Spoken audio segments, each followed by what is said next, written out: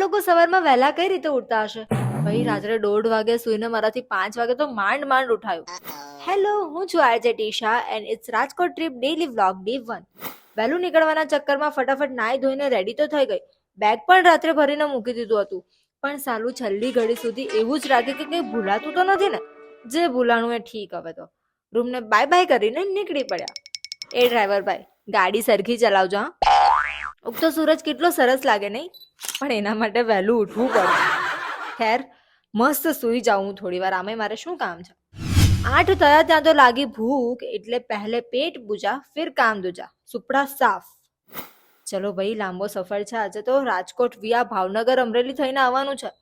ને આ ખેતરને જોઈને તો 90s ના મૂવીની જે યાદ આવી છે મને. આ જોતા જોતા વાગી ગયા બપોરના 2. ખાના દે દો ભાઈ, ભૂખ લગી હે. ખાવાનું આવે ત્યાં સુધી પાપડથી જ કામ ચલાવીએ, બીજું તો શું.